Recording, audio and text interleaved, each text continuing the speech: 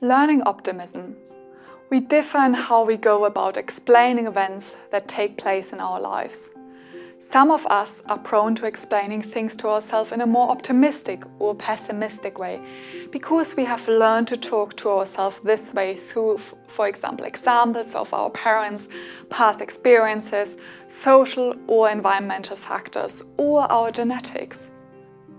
The key when looking at the difference between optimists and pessimists is the explanatory style.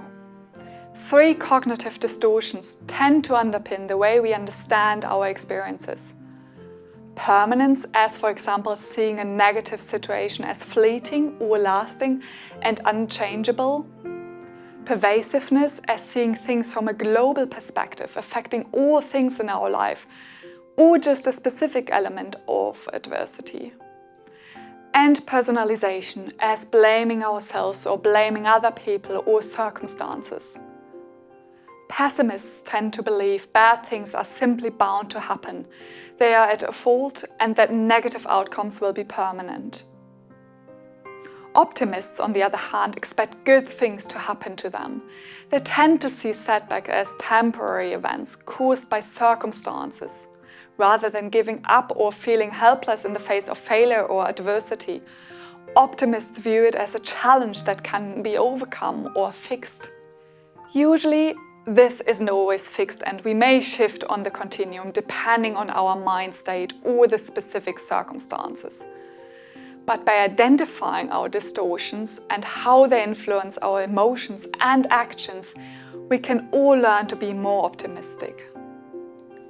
Seeing things more optimistically allows us to live better and healthier lives, increases our resilience, self-esteem and performance, as well as allows us to find purpose, hope and meaning in our life. This doesn't mean we want you to use blind optimism in all situations, but flexible optimism.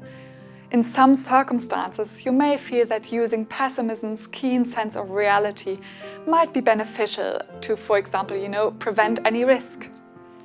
But the aim with learning optimism is to increase your control and choice over the way you think about adversity, and giving you the freedom to achieve the goals you set.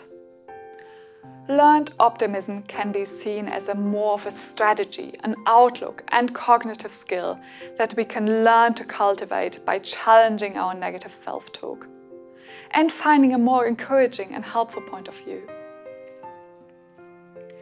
People who start out more optimistic can further improve their own emotional health, while those who are more pessimistic can benefit by increasing their resilience.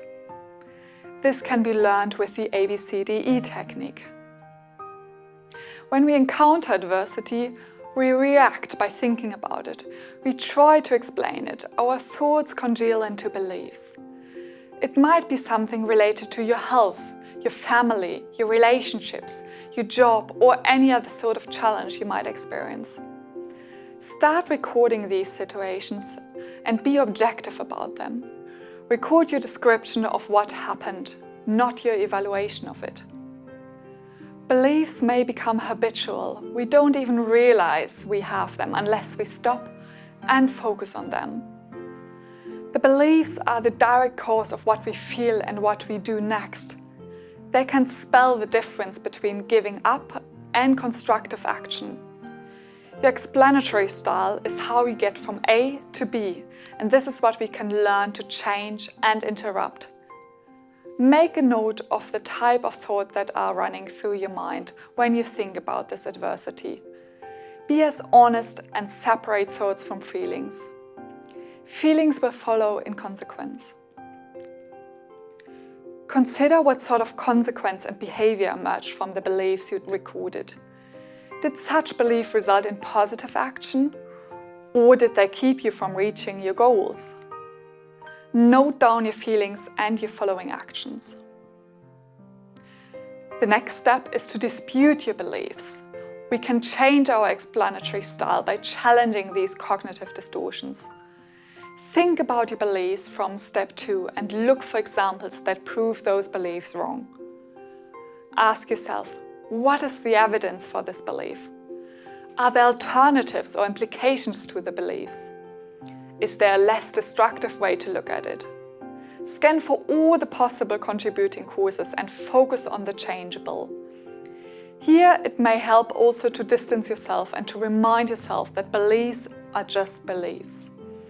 Sometimes they might be true, but is this helpful for me to think about right now? If the answer is no, then let it go. Consider how you feel now that you have challenged your beliefs, now that you have seen that it isn't as hopeless as you previously believed. You may be more inspired and energized to keep working on your goals. Understanding these relationships is often the first step to relearning your own ABC process that you can practice with cognitive behavioral therapy.